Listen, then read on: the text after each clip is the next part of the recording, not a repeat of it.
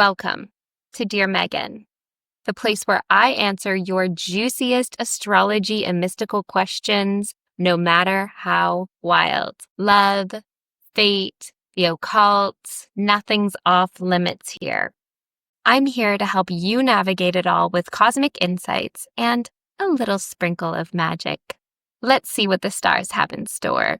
Today, we're diving into 3 placements that shape your entire life journey: your sun, moon, and rising, aka your big 3. But we're not just going to talk about them in the usual way. We're going full on hero's journey today.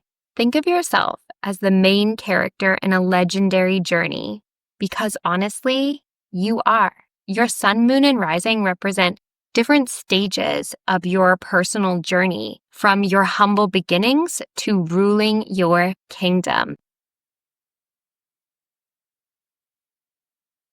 Every hero's story follows a path. It begins at their home with their day-to-day life and conditioned instincts and responses. That's your moon in astrology, what feels safe, where you come from emotionally and energetically. Then the hero has to leave home to begin their worldly journey. There's the road you must take, this path to your destiny. This is the rising sign or ascendant. So this is the people you meet along the way, the trials you face, and the way you navigate the world. And finally, at the end of your journey, you arrive at the castle. You step into your power and claim your role as ruler of your own life. This is your sun, the place where you shine and fully embody who you're meant to be. Of course, as your sun sign, you do this throughout your whole life. You were always royalty deep down, but the journey gets fuller, richer, and more purposeful. So let's break down each of these parts of your journey and see how they shape your path. Every great hero starts somewhere, at their humble cottage, before they became the ruler of their destiny, before they claim their power. They have a childhood, a place that shaped them, gave them a foundation, and let's be real, sometimes not in the most helpful ways. In your birth chart, that's your moon. It represents your emotional world, your instincts, and the comfort zone you return to out of habit or when life gets overwhelming. It's the cozy, familiar place that feels like home, even if sometimes it's a little too familiar. Let's say you have a Cancer moon. Your cottage is warm, nurturing, filled with family traditions and deep emotional ties. You learned early on that emotions matter and they are powerful, and that feeling safe is key. You may have learned this growing up surrounded in nurturing family ties, or you may have learned that home wasn't very safe, so you had to create your own safe space to retreat to. This moon sign also means you might cling to the past and struggle with letting go. Part of your journey is learning that home isn't just a physical space. It's something you carry within you at all times. Now, if you have a Sagittarius moon, your cottage may not have just been one place. It was wherever the adventure took you. Your emotional world thrives on discovery, excitement, and the pursuit of knowledge. You feel safest when you're chasing the next big idea, when you're learning and expanding. But the challenge? Emotional depth. Staying in one place, physically or emotionally, can feel stifling. So you may skim the surface of feelings instead of sitting with yourself and being very honest and responsible for your own inner world. Your journey is about learning that true wisdom isn't just found in exploration, it's also found in genuine reflection and patience. No matter what sign your moon is in, it represents your emotional foundation. It's the starting point of your journey, but it's not where you're meant to stay. Your rising sign is the path that you take to get from your cottage to your castle. It's how you interact with the world, the challenges you face along the way, and even the types of people and situations that shape your growth. I often see the rising sign or ascendant as our own personal camera lens or stained glass that we see the world through and that the world sees us through. So this is a big piece of your astrological puzzle, because it's the lens that alters your unique perspective on life. Some paths are winding and full of unexpected detours, while others are direct, intense, and demand transformation. If you have, let's say, a Scorpio rising, your journey is anything but predictable.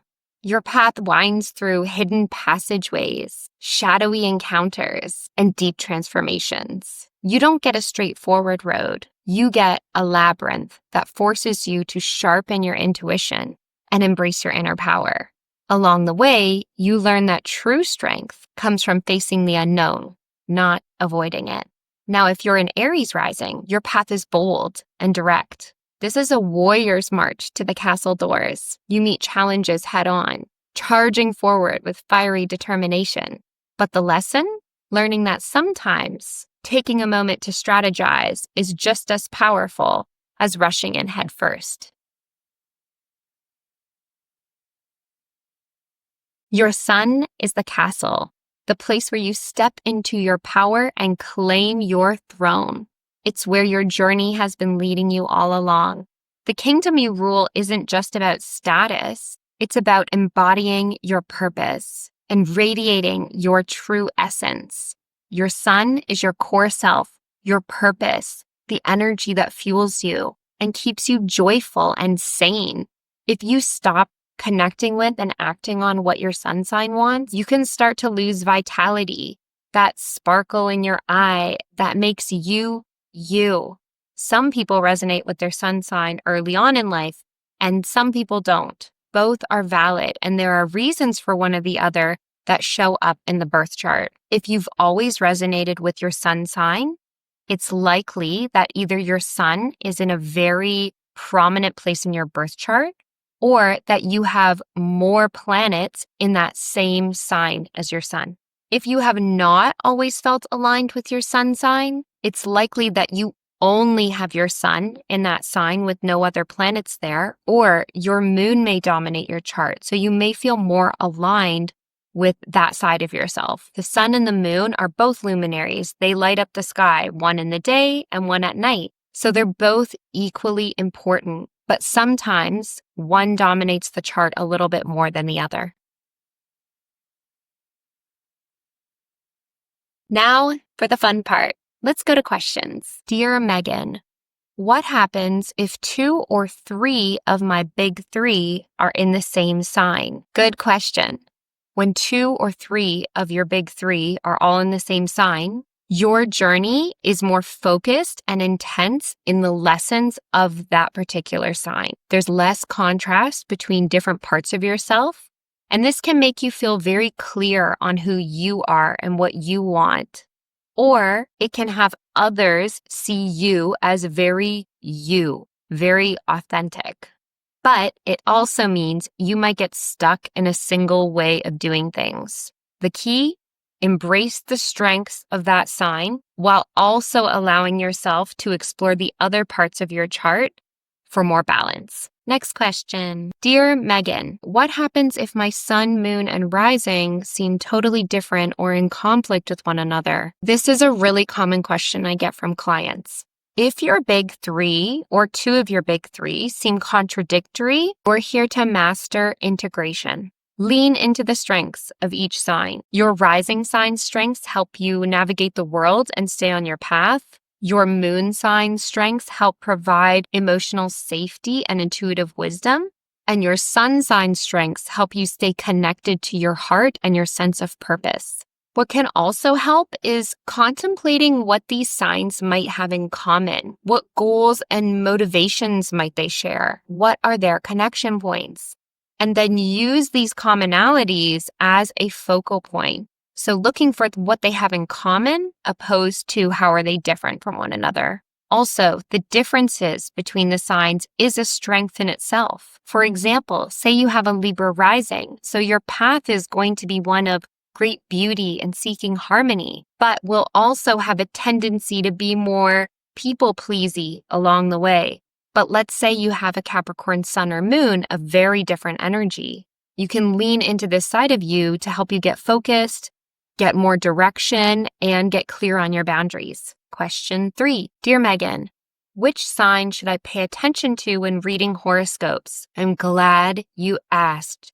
Your rising sign. Please look at your rising sign. The word horoscope literally means hour marker in ancient Greek. The hour marker in astrology is the ascendant or rising sign because that is the thing that changes every 1 to 3 hours. The sun is not the hour marker. It is not the horoscope. It will stay in the same sign for 30 days. So it's really the monthly marker, not the hour marker. Horoscopes are based on rising signs because they align with the astrological houses or areas of life, which are being activated by the current planetary movements. Your sun sign still matters for general transits, and it's really the heart of your chart. But for horoscope predictions, your rising sign is going to be more accurate. The popularized newspaper horoscopes for your sun sign are very new in relation to how ancient astrology is. The first sun or star sign horoscope was only published in 1930, and it was just a way to get people engaged with astrology because everyone knew or could figure out what sign their sun was in. But determining your rising sign would be very difficult, especially in that time. You would have to get an astrologer to do the calculation for you. Question 4. Dear Megan, does my moon sign mean I'm stuck in these emotional patterns forever? Your moon sign is a guide, not a prison. It shows what you instinctively do or feel in certain situations, but self-awareness always lets you work with that. If your moon sign tends to react in a particular way that feels negative for you, which all of the moon signs have negative expressions, you can learn to balance it. You are way more powerful. So with your moon sign, look to its shadows and negative traits to know when you're feeling off. Question 5. Dear Megan, what moon signs are a good match for mine? I have a Scorpio moon. Ooh, you have a Scorpio moon. I love Scorpio moons. This is a great question. The answer really depends on your entire birth chart and not just your moon sign. So please keep that in mind, which is why having a reading with a quality astrologer is very helpful. But to make a generalization here, these are a few things off the top of my head. 1, if someone has your moon sign, you're going to resonate with them on an emotional level. There will be some experience in the childhood that is similar, and you'll likely self-soothe in the same types of ways. So intuitively, you'll just get each other, which is really nice to have in a partner, a friend, a family member, or even a coworker. 2, if someone has the same element as your moon sign, you will likely get along with them, and you will have a similar frequency in your emotional world. So if you're a Scorpio moon, this would be the other water moon. So Cancer and Pisces, you're going to vibe with them on an emotional level. That being said, sometimes having the same moon element as someone can exacerbate or amplify the negative tendencies of that element. Specifically because it's our moon and we can get stuck in our own emotional patterns and turmoil. For example, if you have 2 water moons together and they're feeling unbalanced, they may go into more self-pity or victimization, woe is me, moodiness, and it can make it harder for them to get out of that if they're always commiserating with each other. But let's say you have an air moon with a water moon. The air moon might be able to help the water moon out of its depression or sadness by uplifting them, holding new possibilities, or being really objective about the situation. And vice versa, if an air moon is overanalyzing their emotions or not being able to be fully present with them, a water moon can help them drop into their emotions and actually feel them. Third one for this, if someone has the opposing moon sign, so the opposite moon sign. Now, this one is interesting because I find it's one way or the other.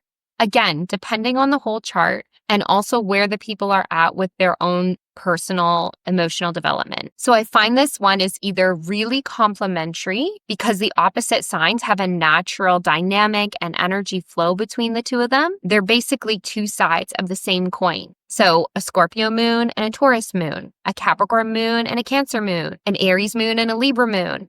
But because there's this natural polarity between them, this can also work in the opposite way. And they can actually trigger each other or have this push-pull dynamic constantly. So opposite signs will have a similar core emotional wound, but they'll express it in opposite ways, which can aggravate the other because they might see it as the wrong way to express that emotion because they do it so differently. But it can also be really helpful if you're willing to work together on it because it gives this alternative perspective for both of you. So I hope that helps and that you enjoyed this episode of Dear Megan. I loved talking astrology with you. I love answering questions. Questions are my love language. I'm an air moon. So if you have any questions for me, you can leave them in the comments or you can message me on my website or DM me on Instagram. The links for those are below. And I will answer them in future episodes. See you later.